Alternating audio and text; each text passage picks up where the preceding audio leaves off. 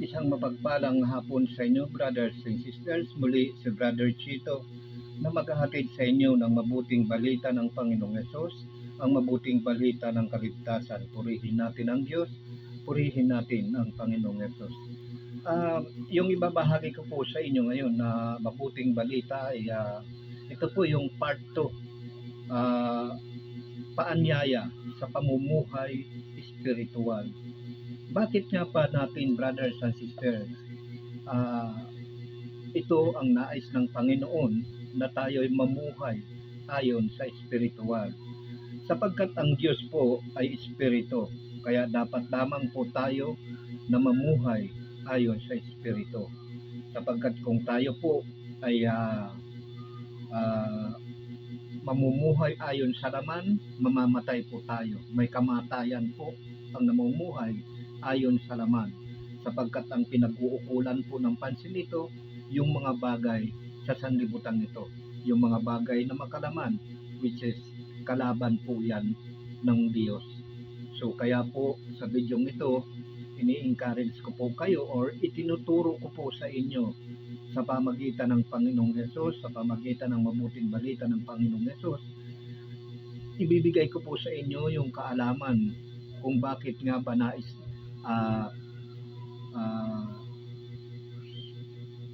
bakit nga ba tayo ay mamumuhay ayon sa Espiritu. Pakinggan po natin dito sa aklat ng Roma, nang sabi po dito sa aklat ng Roma chapter 8 verse 5 hanggang 8. Sabi dito, sapagkat ang mga namumuhay ayon sa hilig ng laman ay nahuhumaling sa mga bagay na ukol sa laman, ngunit ang namumuhay sa patnubay ng Espiritu ay nagsisikap ukol sa mga bagay na espiritual. Ayan po. Ang namumuhay ayon sa laman ay nagsisikap sa mga bagay na makalaman. Ngunit ang namumuhay sa patnubay ng Espiritu ay nagsisikap ukol sa mga bagay na espiritual. So malalaman po natin, brothers and sisters, kung ano po yung pamumuhay na meron tayo. Kung tayo ba ay may pananampalataya na sa Diyos, may pananalig na sa Panginoon, malalaman po natin sa pamagitan ng pamumuhay natin. Kung tayo po ay namumuhay ayon sa laman, kapatid, hindi pa natin kilala ang Diyos. Wala pa tayo sa Diyos at wala pa sa atin ang Espiritu ng Diyos. Sapagkat kung nasa atin na po ang Espiritu ng Diyos, ito po yung magtuturo sa atin ng mga bagay espiritual. Kaya nga sabi ng Panginoong Yesus sa aklat ng Mateo, huwag kayong mag-iipon ng kayamanan dito sa lupa. Sapagkat dito sa lupa meron ng magnanakaw at may naninirang tanga. Ngunit ang kayamanan sa langit na dapat nating impukin, which is yung Espiritu po at ang salita ng Diyos. Nakakalungkot lang, brothers and sisters, sa panahon po natin ngayon ay wala po akong naririnig na nangangaral tungkol po sa pamumuhay espiritual. So napakalaki na po ng pagkaligaw natin, napakalayo na po natin doon sa kautusan ng Diyos. Wala na pong nakakasunod. Gumawa na po tayo ng sarili nating release. Kumbaga sa trend, gumawa na tayo ng sarili nating daan. Hindi na po tayo nakabalik doon sa tamang daan na tinutukoy ng Panginoon. Wala na po, nakakalungkot na po. Ang mga tao ngayon, wala nang hilig sa salita ng Diyos. Bali wala na sa kanila ang salita ng Diyos. Makikita nyo po yan makikita nyo po sa pamumuhay natin. Kung ang tao ay may hilig sa salita ng Diyos at may hilig sa kabanalan. Makikita po natin yan sa pamumuhay sa pamagitan ng mga gawa natin. Sapagkat sabi nga, hindi nakapipitas ng ubas sa puno ng mangga. Kung ano yung bunga, ano yung puno, yun yung bunga. Ngayon, kung ano po yung nasa kalooban natin, kung ano po yung nananahan doon sa puso natin, kung ano po yung nasa isip natin, yun po yung lalabas at yun po yung gagawin natin. Kapag mabuti po ang nasa loob natin, nasa puso natin, mabuti po yung gagawin natin. Kapag mabuti po ang nasa isipan natin, mabuti po ang gagawin natin. Yan po yung bunga natin, yung gawa natin. Pero kung tayo po ay puno ng galit, puno ng hinanakit, puno ng galit at hinanakit sa ating kapwa, lalabas at lalabas po yan. Hindi man sa bibig, sa pamagitan ng mga gawa po natin. Doon po natin makikita yan. Kaya malalaman at malalaman natin yan na ang isang tao ay pinaghaharian na ng Diyos or nasa kanya ng Espiritu ng Diyos. Malalaman po yan doon sa gawa natin at saka yung lumalabas sa bibig natin. Sapagkat ang sabi nga ng Panginoong Hesus, ang mabuting tao ay mabuti ang lumalabas sa bibig sapagkat tigib ng puno ng kabutihan ang kanyang puso. Ang masamang tao, masama ang lumalabas sa bibig sapagkat masama, puno ng kasamaan ang kanyang puso at ang kanyang isip. Hindi po tayo makapagsasabi ng mabuti sapagkat kung tayo ay masama, hindi tayo makapagsabi ng mabuti. At kapag tayo naman ay mabuti, hindi po tayo makapagsalita ng masama. So doon po natin makikilala. Kaya kapatid, kaya po ito ang nais ng Panginoong Hesus na malaman po ninyo sapagkat marami po sa atin or kahit yung mga nagtuturo ngayon ay hindi po itinuturo tungkol sa pamumuhay espiritu. Wala pa ako naririnig ng ganyan, pamumuhay tungkol sa espiritu. Kasi sa pag-aaral lang, sa pakikinig ko, may napapakinggan ako minsan, instead na ang salita ng Diyos ang ipangaral or spiritual na salita, ang ipinangangaral yung mga bagay sa sanlibutan ito, sa daigdig na ito, which is yan po ay makalaman. Ayan po. So, kaya ko po ipinapaliwanag ito sa inyo. Bakit? Kasi magtatanong tayo, bakit nga ba kailangan natin mamuhay ayon sa Espiritu? Sapagkat ang Diyos po ay Espiritu. Hindi naman po tayo mapupunta sa langit ng kasama yung laman eh. Kasi hindi naman pwede tayo roon. Kailangan yung Espiritu. Kaya nga yung pinuprotektahan natin habang tayo ay namumuhay sa daigdig na ito, yung kaluluwa po natin na huwag mapunta sa impyerno. Kasi yung laman natin ito mga kapatid, wala yan eh, matutunaw yan. Babalik yan doon sa lupa. Ang kayo na nga dito. Yung pinoprotektahan po natin dito, kaya tayo nagsisimba, kaya tayo umaating sa mga banal na pagtitipon, yung kaluluwa po natin na huwag mapunta sa impyerno. Sapagkat kapag napunta sa impyerno, yung kaluluwa natin wala na. Yung katawan natin ito na matutunaw, wala na. Hanggang dito na lang. Mapupunta tayo sa impyerno. Maghihirap tayo doon araw-gabi habang tayo ay nabubuhay doon. Kaya napakahalaga po na malaman po natin ang katotohanan. Sapagkat wala na pong naghahayag ngayon ng katotohanan, eh. Kanya-kanya na pong pahayag eh. Gagamitin ang salita ng Diyos para sa sariling kapakanan. Maganda pakinggan mga kapatid, maganda pakinggan eh. Kung hindi mo susuriin at kung hindi mo alam ang salita ng Diyos, maganda pakinggan. Kung ikay namumuhay pa sa sanlibutan, maganda pakinggan eh. Mawiwili kang makinig. Pero kung nakakaalam ka ng salita ng Diyos at pinananahanan ka na ng Espiritu ng Diyos, yun mismo ang magtuturo sa iyo. Hindi sa Diyos yan. Ayan po mismo, ang Espiritu mismo ang magtuturo sa atin. Hindi sa Diyos yan. Sapagkat doon pa lang sa lumalabas sa bibig, puro material na bagay na dito sa sanlibutan. E paano tayo tatanggapin yan ng Diyos? Kaya nga tayo sinugo, kaya tayo hinirang upang ipahayag ang salita ng Diyos. Hindi yung salita ng tao, hindi yung mga bagay sa sanlibutan ito. Kung hindi yung mga bagay na makalangit. Kaya po tayo tinawag. Ganyan po dapat ang palagay natin. Huwag natin ipalagay na tinawag lang tayo basta-basta. Hindi po magtatawag ang Diyos, hindi hihirang ang Diyos na pagkakatiwalaan ang mabuting balita ng Panginoong Hesus kung hindi ay yung salita na, yung paghahari niya dapat ipinapakilala sa daigdig na ito upang nang sa ganon maligtas po ang lahat ng tao, hindi po mapunta sa impyerno. Matuto bumalik sa daan ng matuwid, sa daan ng Panginoon. Sapagkat itinuro na po yan doon sa mga Israelita. Kaya nga lang, yung lahi nga natin, dahil mga hintel tayo, naligaw po tayo. Kaya ganyan po. So ngayon, magpasalamat tayo at naritong muli ang Panginoong Hesus, binigyan po niya ako ng authority upang ipahayag po sa inyo ang mabuting balita niya, which is yung salita ng Diyos. Bakit ko nasabi na authority? Makakapagpahayag ba ako nito kung hindi binigay sa akin, kung hindi pinagkatiwala sa akin ang kanyang salita, na ipahayag ko rin po sa inyo upang nang sa ganon, kung kayo po ay kanyang kadulugdan or magiging maibigin kayo sa salita ng Diyos, pagpapalain po kayo at isa rin po kayo sa mga tatawagin.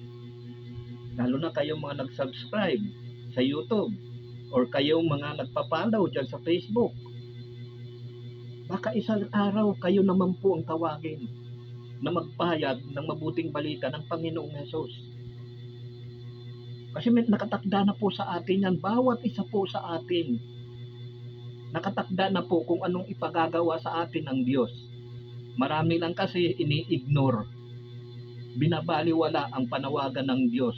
Binabaliwala ang katok ng Panginoon sa puso natin. Ayan po ang dahilan kaya hindi natin nalalaman na kumakatok sa atin ang Diyos. Ini-ignore po natin ang katok. Sa pamagitan lamang po ng mga karamdaman, isang pamamaraan ng Diyos yun upang tayo'y magbalik sa Kanya. Kung napakinggan na po ninyo yung talinghaga ng Panginoong Hesus tungkol sa mga pananalita niyang talinghaga, na ang sabi niya doon, kaya niya ginagawa ang mga talinghaga upang ang nakikinig ay hindi makaririnig. At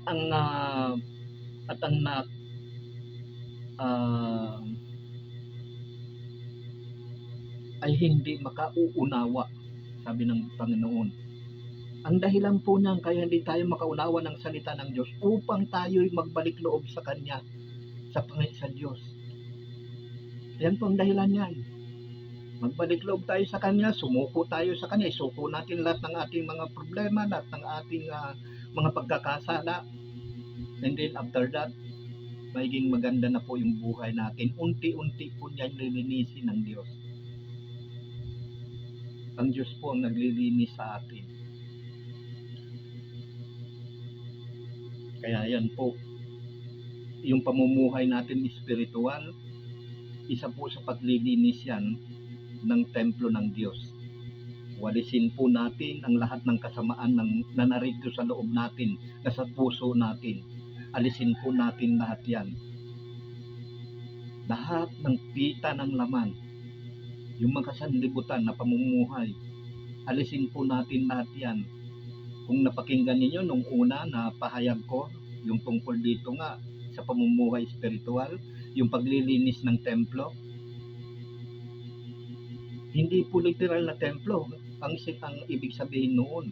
Ginawa lang ng Panginoong Hesus yun upang gayahin po natin at binigyan tayo ng kanyang salita na ang tinutukoy na templo ay ang katawan natin. So yung paglilinis, dapat gayahin po natin. Itaboy natin ang lahat ng karumihan sa isip natin, sa puso natin. Walisin natin, paluin natin palabas, which is yan po yung masasamang espiritu. Pumapasok po sa atin yan, hindi lang natin alam. Kaya nga yung mga ginagawa natin, udyok ng espiritu yan na masama Meron mo hanggang 8 na masasamang espiritu yung papasok sa atin, kaya napakasama po natin. Ganyan po kapag wala po tayong proteksyon sa Diyos. Basta-basta na lang nakapapasok sa isip natin, sa puso natin, yung masasamang espiritu. Pero kung alam po natin yan, hindi basta-basta makapasok yan at hindi makakapasok yan kung tayo ay pinoprotektahan ng Panginoon. Kaya sa bidyong ito, kaya nga, sabi nga dito, sapagkat ang mga namumuhay ayon sa hilig ng laman ay nauhumaling sa mga bagay na ukol sa laman. Ngunit ang namumuhay sa patnubay ng Espiritu ay nagsisikap ukol sa mga bagay na espiritual. Ayan, tuloy natin. Sabi dito sa 6. Ang pagkahumaling sa mga bagay ukol sa laman ay magbubulid sa kamatayan, ngunit ang pagsisikap sa mga bagay ukol sa espiritu ay magbubunga ng buhay at kapayapaan. Ayan po, kung tayo po ay nagsisikap sa pamumuhay ayon sa laman, ay magbubulid po sa atin sa kamatayan. Ngunit kung tayo ay nagsisikap na mamuhay ayon sa Espiritu, magdudulot po ito ng kapayapaan at buhay. Tuloy sa 7. Ang sabi dito, sapagkat kalaban ng Diyos ang sinumang namumuhay sa mga kung ang sinumang namumuhay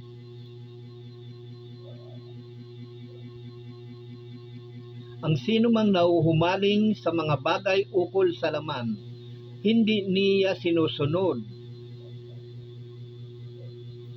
Hindi siya sumusunod sa kautusan ng Diyos at hindi niya kayang sumunod. Ayan, ang namumuhay, sapagkat kalaban ng Diyos ang sinumang nahuhumaling sa mga bagay ukol sa laman, hindi siya sumusunod sa kautusan ng Diyos at hindi niya kayang sumunod.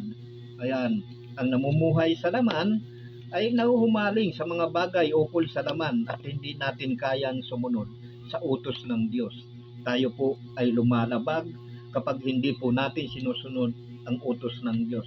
Napakarami po sa atin. Yun na nga lang po yung mga rebulto Sinabi na nga na huwag kayong gagawa, ay gumawa pa. Katulad ng mga Israelita noon, pinauna na sa kanila na huwag kayong gagawa ng mga rebulto, larawan na inanyuhan, nagpagawa sila ng nagguyang ginto kay Aaron, na kapatid ni Moises. Kaya anong nangyari sa kanila? Nagandamatay sa ilang. Sana wag pong mangyari sa atin yan at wag sana nating abutin. Kaya pakinggan po ninyo ang mensahe ng Panginoong Hesus kumakatok sa mga puso ninyo. Huwag po ninyong i-ignore kapag yan po ay dumating sa inyong pintuan. Buksan po ninyo ang puso ninyo. Papasukin niyo ang Panginoon. Upang maligtas po tayo at magkaroon ng buhay na walang hanggan. Sapagkat yan po ang layunin natin Kaya ang hindi po natin alam, kala po natin kasi wala nang muling pagkabuhay. Meron po yan. Baka sa susunod na video, yan ang natin, mga kapatid. Akala po kasi natin, ganito na lang yung buhay natin. Kapatid, meron pong muling pagkabuhay. Kaya nga po iniingatan natin yung ating espiritu, yung ating kaluluwa, na huwag mapunta sa impyerno. Sapagkat yung kaluluwang iyon, yun mismo, yung lalagyan uli ng laman panglangit. Paano kung mapunta sa impyerno yung ating kaluluwa? Di wala na. Isa lang yan na ipinagkaloob sa atin ng Diyos. Wala nang ibibigay uli. Kasalanan na po natin yan. Matigas ang ulo natin. Minsan lang po magbigay ang Panginoon. Hindi na po ulitin yan. Kaya ingatan po natin yan na ipinagkaloob sa atin upang magkamit po tayo ng buhay na walang hanggan. Ayan po ang natin, ayan po yung goal natin, kaya po tayo nakikinig ng salita ng Diyos upang po tayo magkaroon ng buhay na walang hanggan at maligtas po tayo sa kapahamakan. Yan po yung purpose po niyan, hindi nakikinig lamang po tayo para Maraming nakikinig ng salita ng Diyos pero hindi kayang gawin. Bakit? Kasi wala po sa atin ang Espiritong nagtuturo.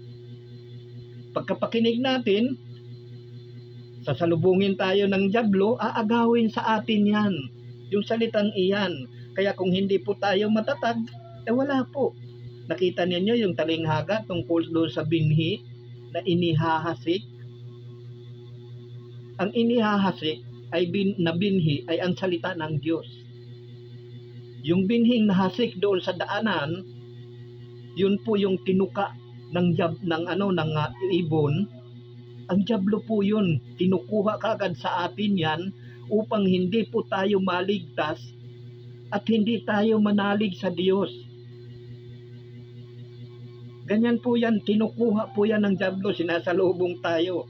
Kung ano-ano yung ino-offer niyan. Kaya wala po, kahit anong pakinig natin ng pakinig ng salita ng Diyos, kaya hindi po natin magawa. Dahil inaagaw po sa atin ng dyablo yung salita. Sinisingitan niya ng kung ano-anong offer, mga mabubuting bagay sa sanlibutan ito, which is kasuklam-suklam sa Diyos yan. Anuman ang mabuti para sa tao, kasuklam-suklam po yan sa Diyos. Kabaliktaran po yan. Ang mabuti sa tao lang po yan mabuti. Pagdating sa Diyos, kasuklam-suklam po yan. Ayaw ko lang pong basahin kasi nagmamadali. Ayaw kong humaba po yung video ko kasi random po yan na sinasabi ko po sa inyo.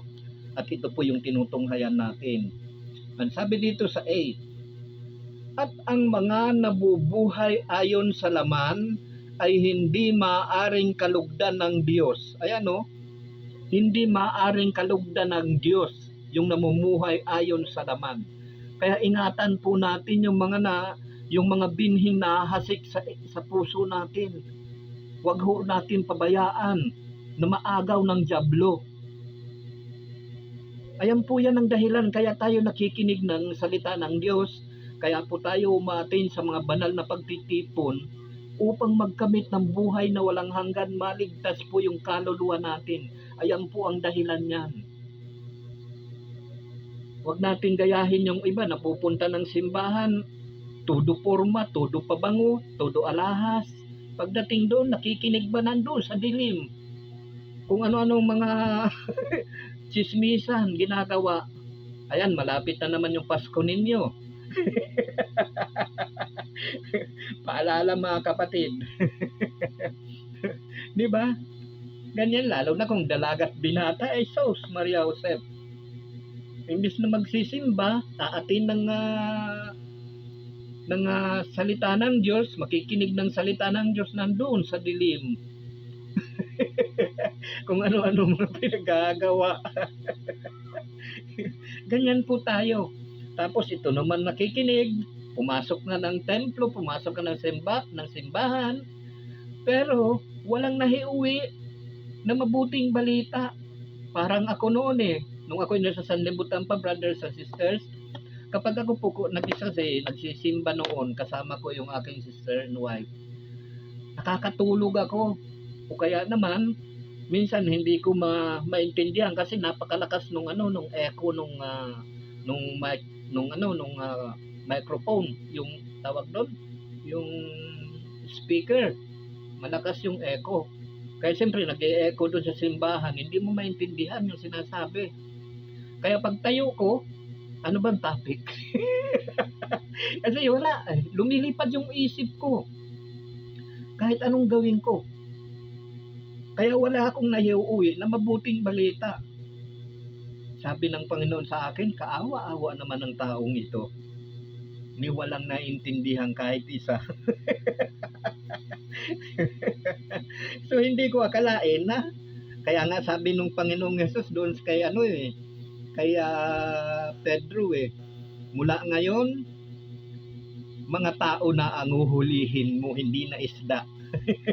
Sabi ng Panginoon nung nandoon sila, nung nangingisda sila na wala silang huli. Sabi ni Pedro, Sabi ng kay Pedro ng Panginoon mula ngayon, mga tao na ang huhulihin. Ayan. So ganyan po mga kapatid. Kaya ito po ang nais ng Panginoon na malaman po natin, lalo na kayo mga nagsasubscribe. Wala po akong salapi na may papabuya sa inyo kung hindi itong salitang ito ng Diyos, ng Panginoon. Ang maibibigay ko lamang sa inyo, hindi po ako katulad ng iba na nakapagbigay ng mga literal na pera, kayamanan. Ako. Ayan. So yan, ginugulo na naman ako ng Diablo dito. Ino-off na naman yung aking sound card. Ayan. Talagang itong si Diablo. So yan po brothers and sisters. Kaya nga sabi, at ang mga namumuhay ayon sa laman ay hindi maaring kalugdan ng Diyos. Ang mga namumuhay ayon sa laman ay hindi maaari kalugdan ng Diyos. Kaya ang itinuturo po natin ngayon is spiritual na pamumuhay. Kasi nga po, ang sabi nga dito ng Panginoong Hesus sa aklat ng Juan 6:63, ang Espiritu ang nagbibigay buhay, hindi ito magagawa ng laman. Ang mga salitang sinasabi ko sa inyo ay Espiritu at buhay. Ayan po, Espiritu at buhay. Yung Espiritong iyan, yan po yung ipinagkaloob sa atin ng Panginoon upang gumabay at magturo sa atin ng lahat ng bagay. Kaya kapag meron na tayo nito, hindi na po tayo dapat namumuhay ayon sa laman, sapagkat mamamatay tayo. Sabi nga dito, mamamatay kayo kung kayo'y namumuhay ayon sa laman. Ayan, Espiritu. Kaya nga kasi nga, bakit? Espiritu at buhay. Ang sabi dito sa aklat ng Juan chapter 4:24, ang Diyos ay Espiritu, kaya dapat siyang sambahin sa Espiritu at sa katotohanan. Ang Diyos po kasi ay Espiritu. Ngayon, kung gagawa po tayo ng mga bagay na makalaman, kalaban po tayo ng Diyos. Espiritu ang Diyos. Siyempre, kung Espiritu ang Diyos, dapat mga ginagawa po natin, yung pamumuhay po natin ay espiritual. Yung mga bagay na kinahumalingan natin ay mga bagay na espiritual. Hindi po yung mga bagay sa daigdig na ito. Kapagkat kalaban po yan ng Diyos. Ayan, kasi ang Diyos Espiritu. Kaya nga ang Panginoong Hesus nagkatawang tao upang tayo'y makalapit sa Kanya at malapitan siya, mayakap siya, mahawakan siya. Kaya nagkatawang tao siya. Napakatalino ng Diyos Ama. Kaya siya nagkatawang tao. At kaya siya namatay upang tayo'y tubusin. Kaya siya namatay sa krus nung 3 araw, siya ay muling nabuhay upang tayo man ng kanyang pagkabuhay ay mabuhay din naman po sa pamagitan ng Panginoong Hesus. Ayun po dahilan yan. Lahat po yan may Kaya napakabuti po ng Diyos. At iniwanan tayo ng kanyang salita ng Panginoong Hesus. At meron tayong sinusundan. Kumbaga ito yung kayamanan, kapatid, na tinutukoy doon sa parable ng umalis yung kanilang Panginoon at tinawag itong kanyang mga alipin. Yung isa binigyan ng 5,000, yung isa binigyan ng 2,000, yung isa binigyan ng 1,000. Itong binigyan ng 1,000, brothers and sisters, ibinaon niya yung kanyang salapi, yung salapi ng Panginoon niya, na dapat sana inilagak niya sa bangko or ipinangalakal upang magtubo. Dahil sa tamad siya, ibinaon niya. Nung bumalik ang Panginoon niya, wala siyang mahibigay ngayon na tubo. Kaya anong ginawa sa kanya, itinapon siya doon sa labas, iginapos. Pero yung binigyan niya ng 5,000, pagkaalis ng Panginoon, pinangalakal na kaagad. Hinanap buhay niya, kaya nagtubo ng 5,000. Ayan po yung 2,000 din, nagtubo din siya ng 2,000. Kasi pinangalakal din niya yung salaping iniwan sa kanya ng Panginoon. Pero hindi po literal yan na salapi. Ang tinutukoy po dito ay ang salita ng Diyos. Pagkaalis ng kanyang Panginoon, nangaral siya kaagad. Kaya pagbalik ng kanyang Panginoon, may ibinigay siyang tubo, which is naligtas doon sa kasamaan. Meron siyang kaluluwa na naligtas doon sa kasamaan. Yung isa na binigyan ng 5,000, nagtubo siya ng 5,000. Yun yung naligtas niya, 5,000 din na kaluluwa. Nagbalik loob sa Diyos. Yung binigyan din ng 2,000, nagtubo din siya ng 2,000. Yun po yung tinubo yun. Ang ibig sabihin po yan, hindi po literal yan na pera. Ang tinubo po niya doon, yung mga nawawalang tupa ng sambahayan ng Israel na pinapahanap ng Panginoong Hesus, nagbalik loob ngayon, nagbalik sa kawan ng Diyos. Ayan po ang ibig sabihin niya na tubo.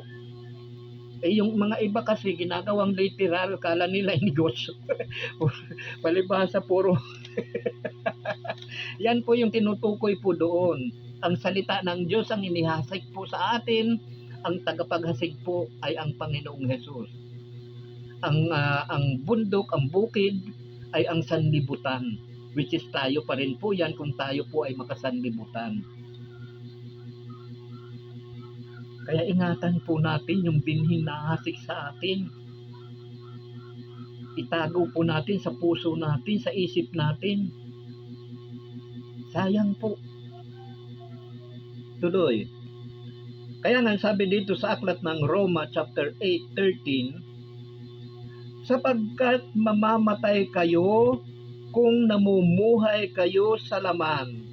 Ngunit kung pinapatay ninyo sa pamamagitan ng Espiritu Santo ang mga gawa ng laman, mabubuhay kayo. Sa 14, ang lahat ng pinapatnubayan ng Espiritu ng Diyos ay mga anak ng Diyos. Ayaw pa mo? Tatawagin kang anak ng Diyos? Diba? Ayan po ang dahilan kaya itinuturo po ng Panginoon ang pamumuhay espiritual. Hindi po yung pamumuhay ayon sa laman. Kasi mamamatay po tayo doon. Kaya nga sabi nga dito, sapagkat mamamatay kayo kung namumuhay kayo sa laman. Ngunit kung pinapatay ninyo sa pamagitan ng Espiritu Santo ang mga gawa ng laman, mabubuhay kayo. Ang lahat ng pinapatnubayan ng Espiritu ng Diyos ay mga anak ng Diyos. Diba? Patayin natin yung mga gawa natin na makalaman, patayin natin sa pamagitan ng spiritual na bagay.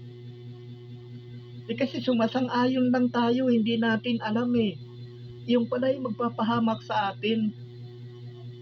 Basta na lang tayo sumasang-ayon, dapat sumang-ayon tayo kung kayo po ay nagnanais na mamuhay ayon sa Espiritu, kung nagnanais po kayong magkamit ng buhay na walang hanggan, umpisahan na po ninyo ngayon na, hindi bukas, ngayon na.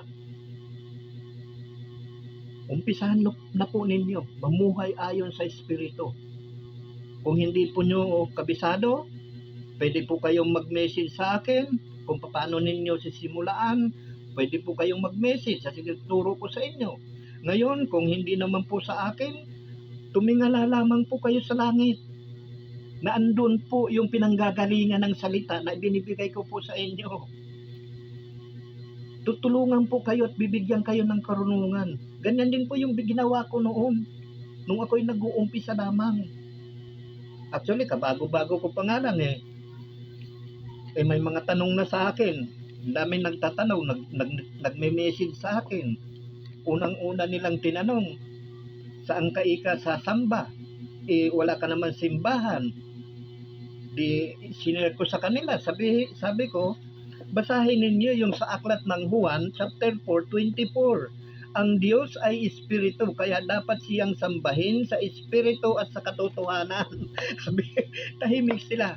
Paano ikaw sasamba? Ikaw lang mag-isa.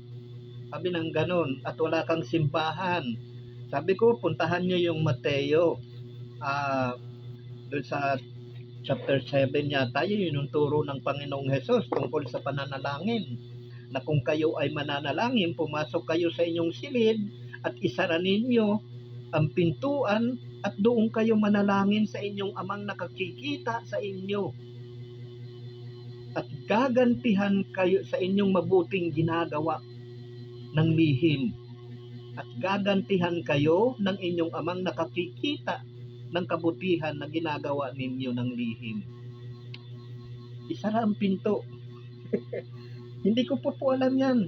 Tumingala na, Lord, hindi ko po alam ang sagot nito. Alam nyo naman, kung talagang kayo nagbigay sa akin ito, na ipangaral ko ang mabuting balita, sana po bigay niyo sa akin ang sagot. Hindi ko akalain yun. Pagbukas ko at sinabi sa akin ng Espiritu, puntahan mo yung Juan 4:24. Ayun. Kaya napakabuti ng Diyos. Ayan.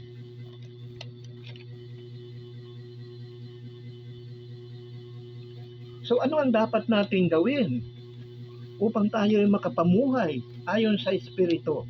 Ayan, excited yan. Mas maganda po yan mga kapatid. Maganda pong katanungan yan. Ayan, kaya inuulit ko po, brothers and sisters, kung hindi po ninyo maunawaan yung aking mga ipinapaliwanag, pwede po kayong mag-message sa akin o kaya tumingala kayo sa langit. Lord, bigyan niyo po ako ng katalinuhan, karunungan, upang maunawaan ko po itong sinasabi ng bungal na ito.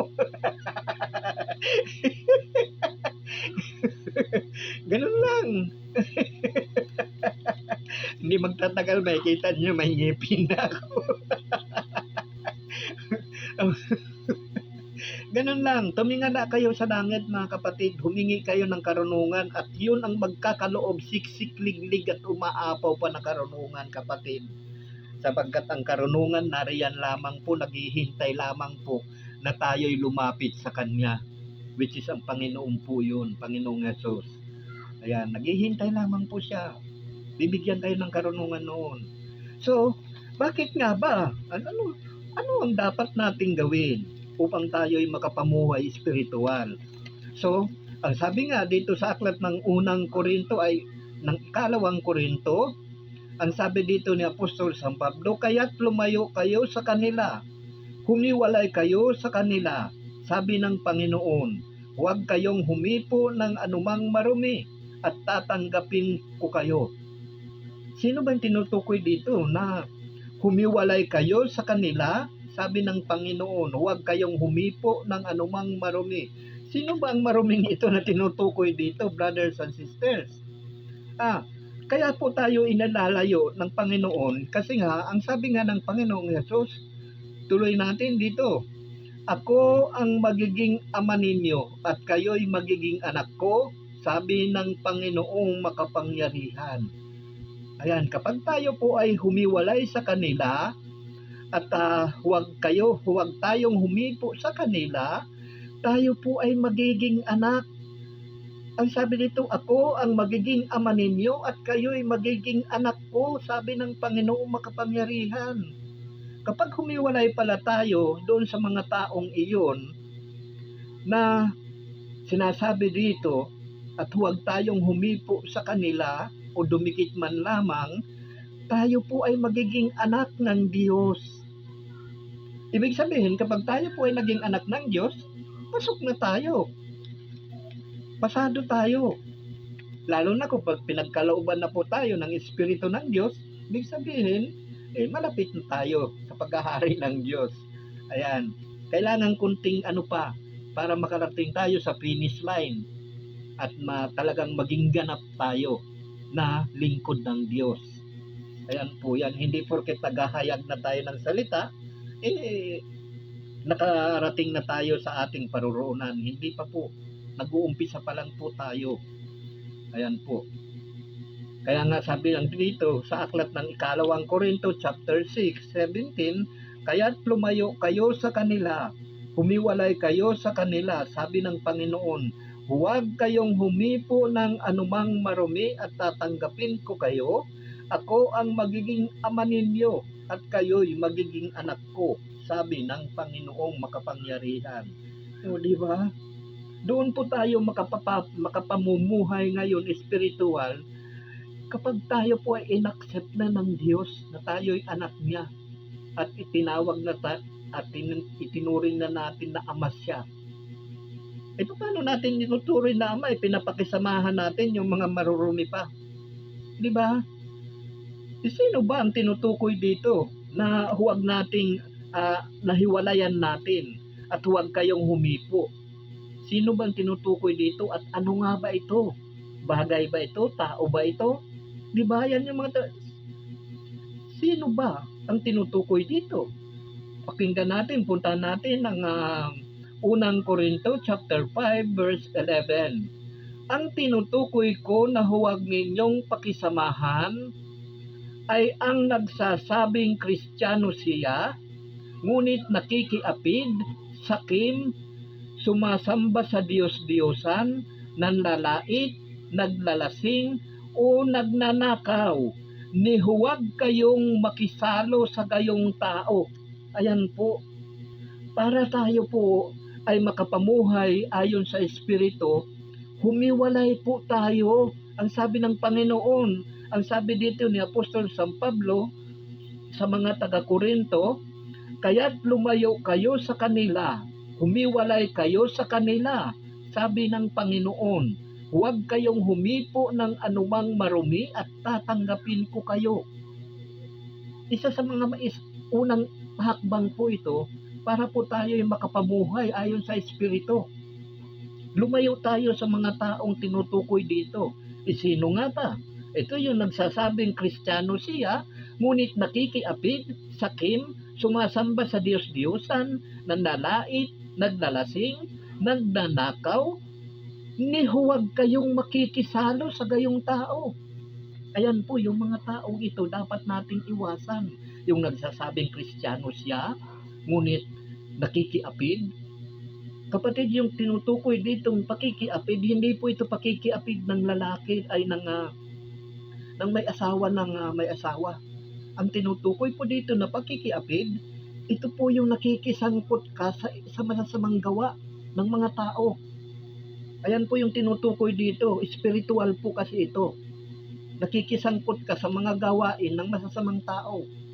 Yung nagsasabing Kristiyano siya, ngunit siya ay nakikiapid, sakim, sumasamba sa Diyos-Diyosan, nanlalait, naglalasing, o nagnanakaw. Huwag kayong makisalo sa gayong tao.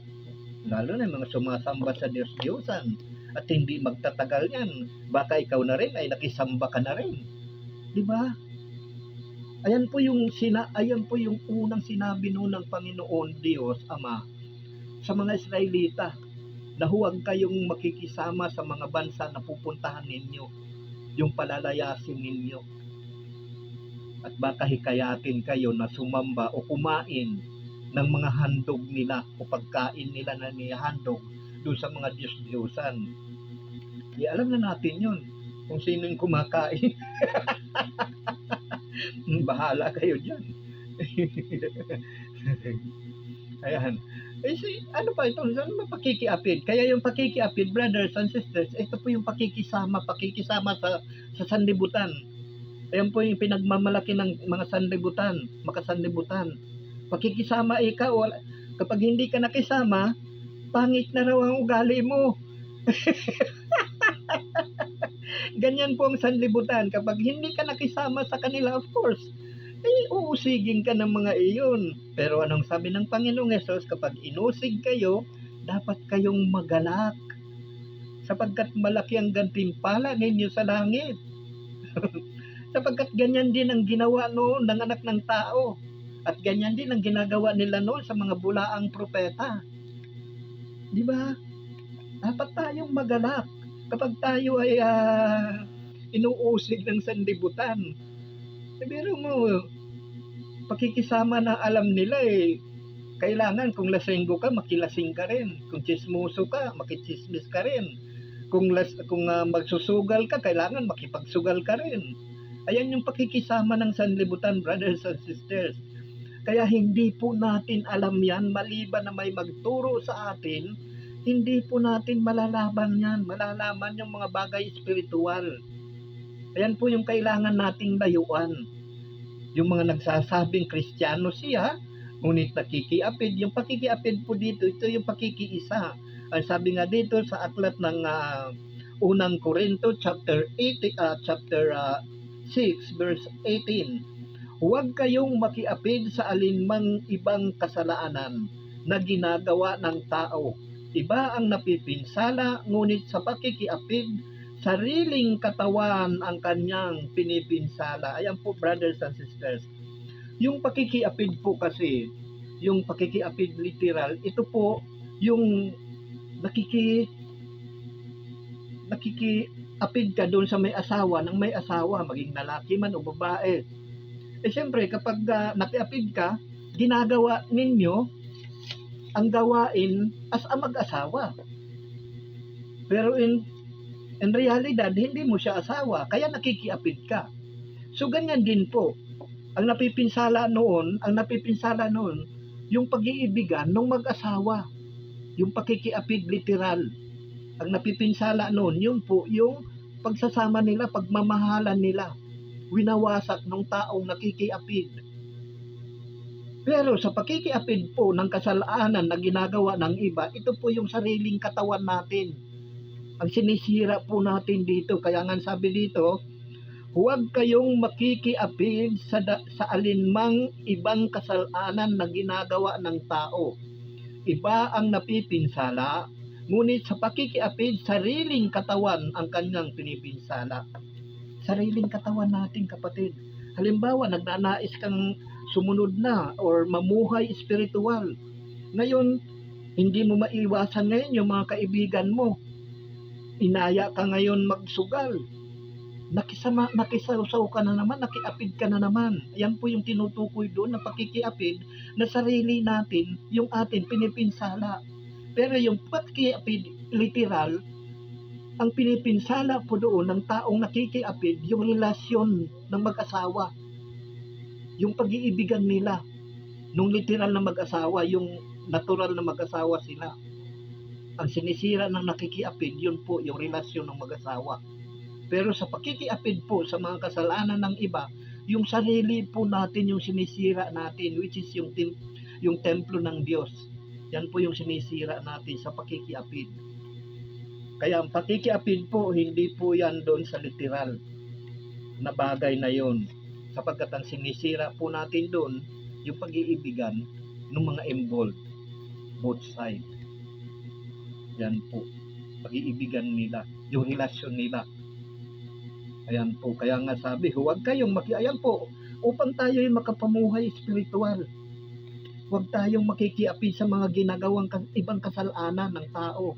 Katulad ng pagnanakaw, katulad ng pagchichismis, pagsusugal, etc. etc. Huwag po tayong makikiapid doon kung tayo po ay nagnanais na mamuhay espiritual. Kaya nga sabi dito, humiwalay kayo sa kanila.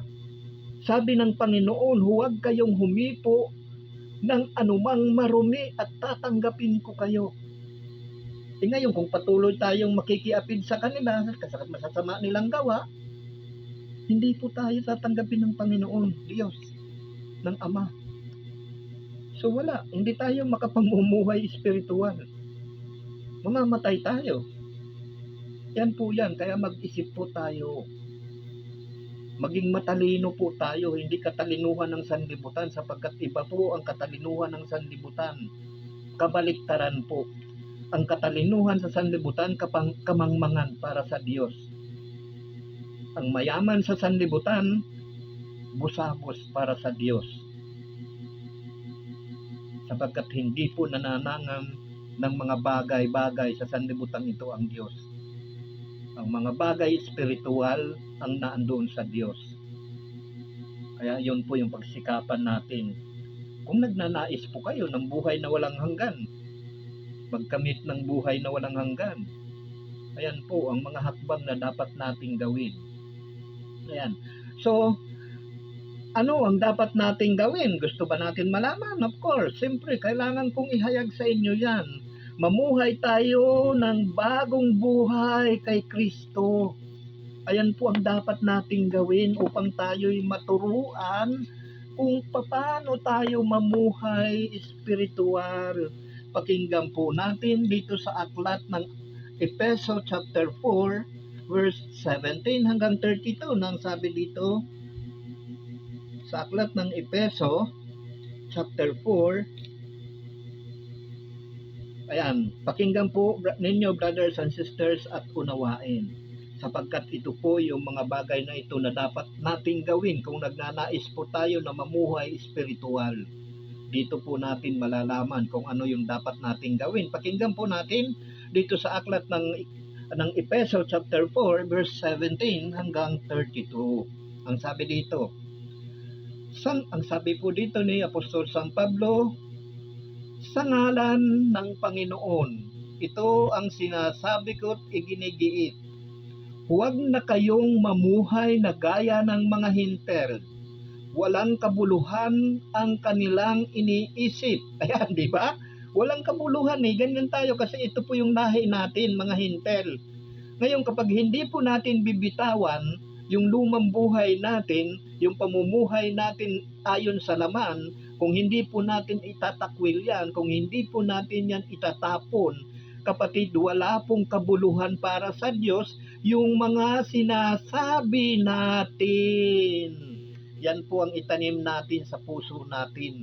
Walang kabuluhan para sa Diyos yung mga iniisip ng sanlibutan na para tayong mga hintel. Ang hintel po kasi wala itong dinidiyos, wala kilalang Diyos. Hintel, pagano, yan po. Kaya ang sabi dito ni Apostol San Pablo sa mga taga-Efeso, sa ngalan ng Panginoon, ito ang sinasabi ko't iginigiit. Huwag na kayong mamuhay na gaya ng mga hinter. Walang kabuluhan ng kanilang iniisip. At wala silang pangunawa dahil sa kanilang kamangmangan at katigasan ng ulo. Wala silang bahagi sa buhay na kaloob ng Diyos. Kita nyo? Wala tayong kabuluhan. Wala tayong bahagi sa kaloob na sa buhay na kaloob ng Diyos. Wala tayong kabuluhan. Kung hindi po natin itatakwil yung lumang buhay natin, kung hindi po tayo mamumuhay ayon sa Espiritu, wala po tayong kabuluhan. Kaya sayang lang. Kaya tingnan nyo, di ba? Lahat ng mga gawa natin, makasanlibutan pa rin. Pag-uugali, asal, parehas lang ba yun? Di ba? Hindi natin may tatago yan, brothers and sisters. Kaya nga katulad, like I said, na kung ano yung bunga, ano yung puno, yun yung bunga. Kung ano ang laman ng dibdib, yun ang ilalabas natin. Kung ano ang laman ng puso. Kung masama ang laman ng puso natin, yun ang lalabas sa bibig natin. Kung kabutihan ang laman ng puso natin at ang isip natin, mabuti po ang lalabas sa bibig natin. Malinaw po tayo dyan. So tuloy natin. Ang sabi dito, at wala silang pangunawa dahil sa kanilang kamangmangan at katigasan ng ulo. Wala silang bahagi sa buhay na kaloob ng Diyos. Sila'y nagumon sa kahalayan at walang kahihiyang kaunti man. Wala na silang inuatupag, kundi pawang kalaswaan. Ayan, no, di ba? Pagka nagkachismis-chismisan pati yung mga nakailalim-ilalim ibubulat-tat di ba? So, paano ka ngayon magiging mamumuhay ayon sa Espiritu kung ganyan yung mga lumalabas sa bibig natin? Tapos kung ano yung di ba, naandyan yung puot, galit sa puso natin. Paano makapamumuhay? Paano maninirahan sa atin ang Espiritu na ipagkakalob sa atin ng Diyos?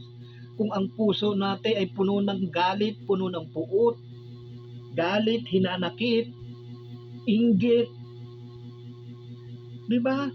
Wala. Tapos pasimba-simba pa tayo. Wala naman tayong napapala kasi wala tayong napapakinggan, wala tayong naunawaan Dahil kung naunawaan po natin na dapat ginagawa po natin kung ano ang utos ng Diyos. Di ba? hindi natin masunod ang utos ng Diyos. Ibig sabihin, hindi natin naunawaan ang salita ng Diyos. Ganun lamang po yung kadali.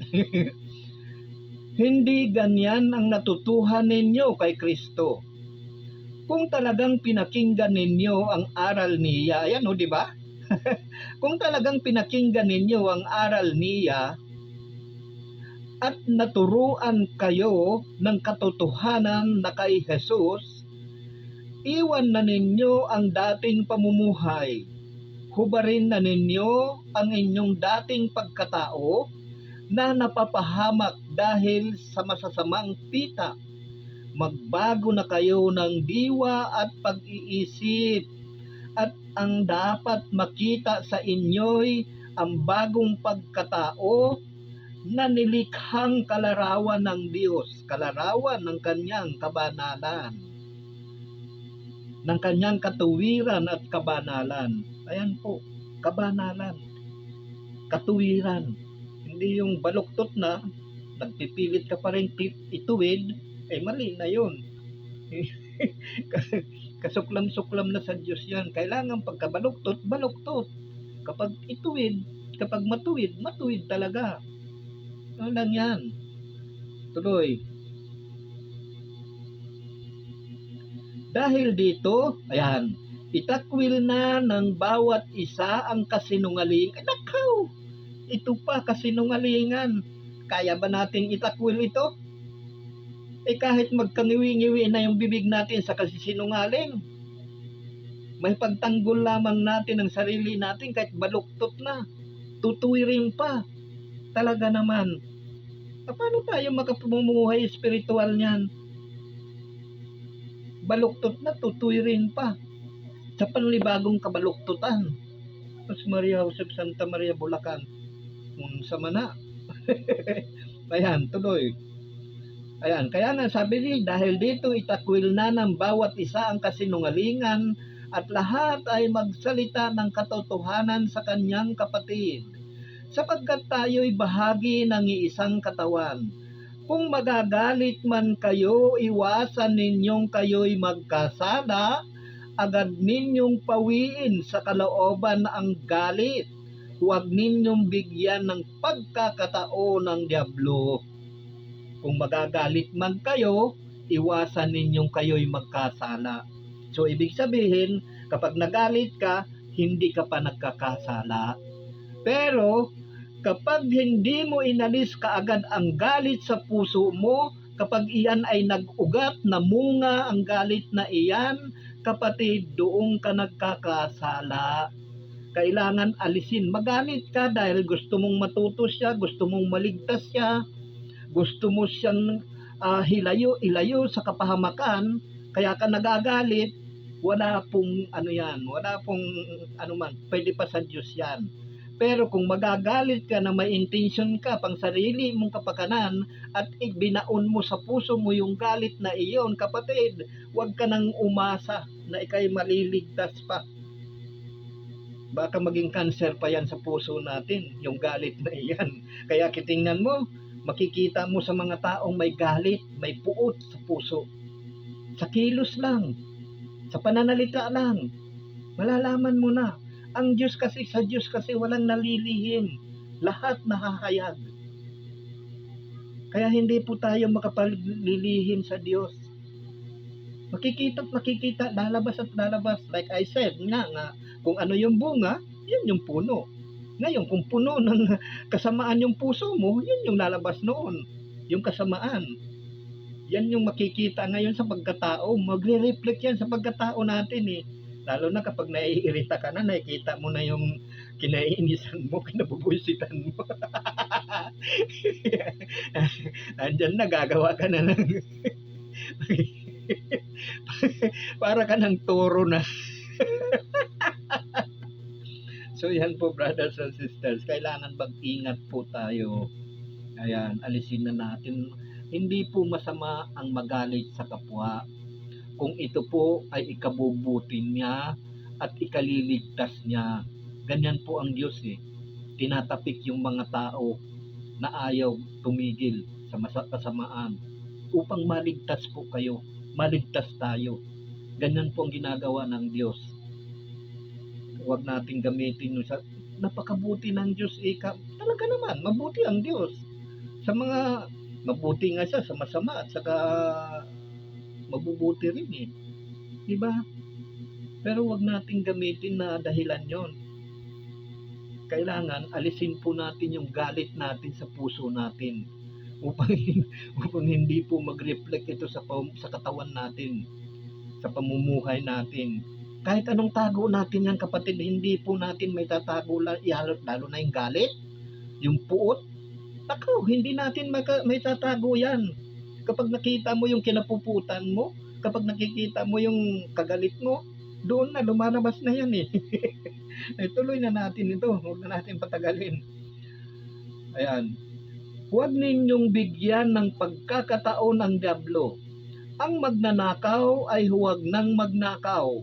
Sa halip, magtrabaho siya at gamitin ang kanyang kamay sa anumang gawaing marangal upang may maitulong sa mga nangangailangan.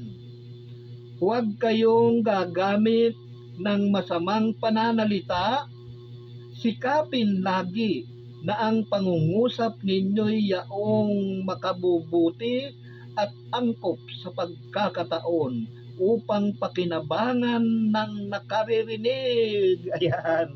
Meron nga, nagagalit nagsasalita kung ano-ano na lang Wala na sa hulog Kaya doon din lumalabas yung mga uneducated people or educated person. Kapag nagagalit na, wala na sa wala na sa kumbaga sa grammar, wala na sa dictionary. Kung ano-ano lumilikha na ng kasinungalingan. Ayan, kailangan magsalita tayo, yung may matutunan yung kapwa natin, yung makakarinig sa atin. Kung magagalit man tayo, may matutunan sa atin yung kapwa. Ay, kahit nagalit yung taong yun, pero maganda yung mensahe ng pagkagalit niya. Ikatututo natin. Ganun po yan. Pero kung magagalit tayo nang wala naman, Sus Maria Josep Santa Maria Bulacan, tuloy. At huwag ninyong dulutan ng pighati ang espiritu, sapagkat ito ang tatak ng Diyos sa inyo, ang katibayan ng inyong katubusan pagdating ng takdang araw. Ayan yung espiritu na nasa sa atin.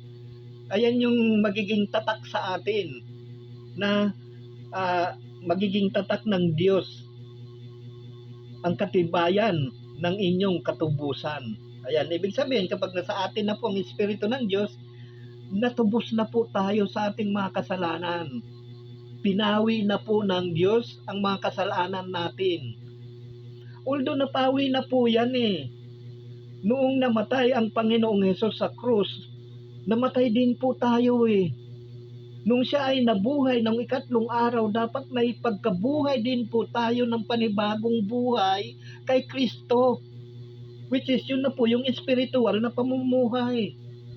Sapagkat ang Panginoong Hesus ay Diyos siyempre kung ang Diyos ay espiritu, ang kanyang anak espiritu.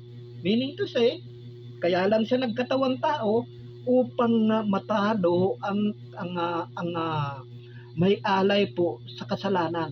Mawala po, matubos po yung mga kasalanan natin.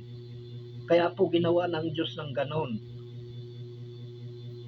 Diba? Tapos, ngayon, ayaw nating mamuhay ayon sa Espiritu. Diba? Ano magagawa ko? Sa Diyos, may magagawa ang Diyos. Hindi kaya gawin ng tao, magagawa ng Diyos. Kaya kapatid, ikaw, kung mapanood mo po ito, huwag na po kayong magdalawang isip. Ngayon, kung hindi nyo alam, paano ang first step, although itinuro ko naman lang po sa inyo, pwede po kayong magliham, pwede po kayong mag-message sa akin, or mag-chat. Matutulungan ko po kayo sa pamagitan ng Panginoong Hesus, sa pamagitan ng Espiritu na ipinagkaloob sa akin. Huwag po kayong mag-alala. Ngayon, kung nag-aalinlangan kayo sa akin, tumingala lamang kayo sa langit.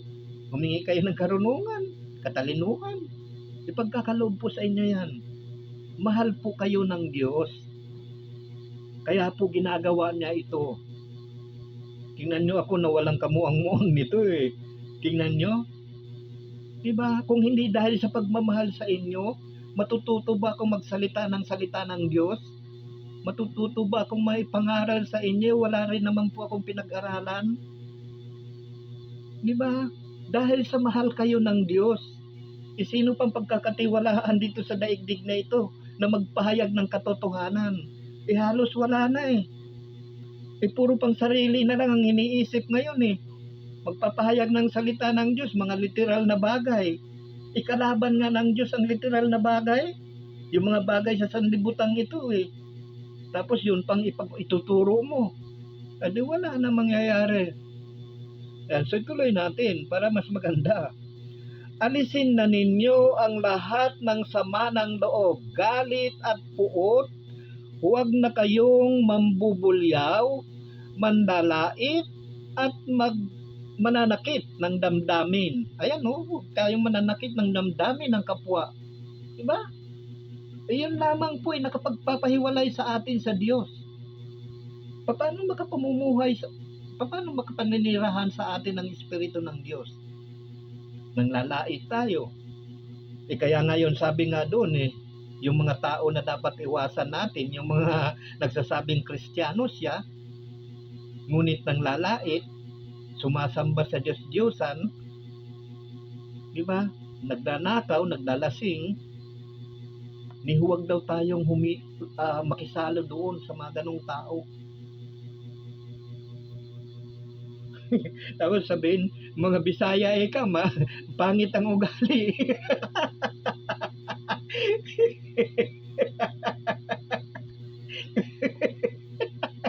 Ambot sa imo. Maghilom ka diha. Mga Bisaya pangit ang ugali. Abay, yung pagsalita mo lang ng ganyan, palagay mo ba magandang ugali yun? Ihigit ka pa sa mabahong isda eh. Ba't mo sasabihin yun sa kapwa mo? Bakit? Ang Bisaya ba ginugulo ka ba? Hindi ka naman ginugulo, di ba, ng mga Bisaya? Yung pagsasalita mo lang yung kapatid, mas mabaho ka pa sa isda eh. Mas malansa ka pa sa isda. Tapos sasabihin mo, pangit ang ugali ng mga Bisaya. Mas malansa ka pa sa isda, kapatid, yan ang tandaan mo. Yung pagsasalita mo lang ng ganyan mabuti sana kung inapi ka ng mga Bisaya. Mabuti sana kung minaltrato ka ng mga Bisaya. Di ba? Yan yung panghuhusga ba natin? Di ba? Kung nais po nating mamuhay espiritual, wag na po tayong manlalait. Wag po tayong huhusga.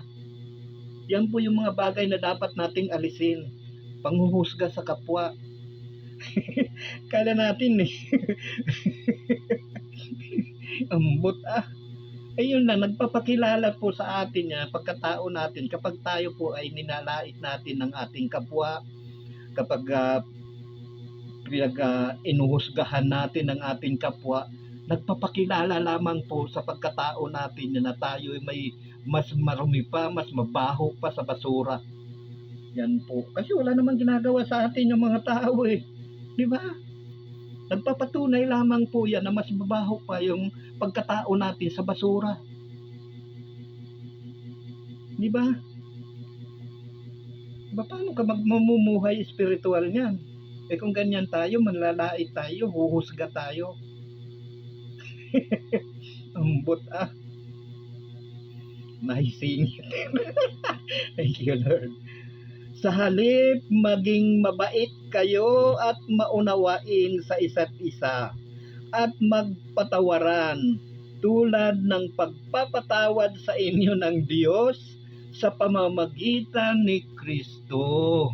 So yan po, brothers and sisters, ang mabuting balita ng Panginoong Hesus, ang mabuting balita ng kaligtasan ng kabuhan po. Purihin natin ang Diyos, purihin natin ang Panginoong Hesus.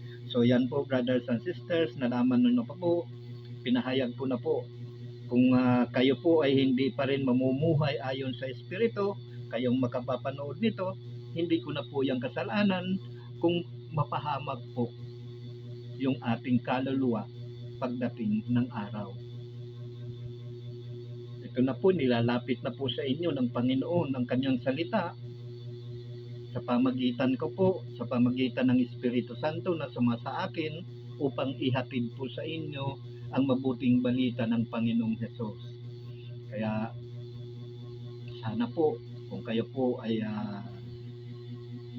makapanood ng bidyong ito, wag po akong hanapin ninyo.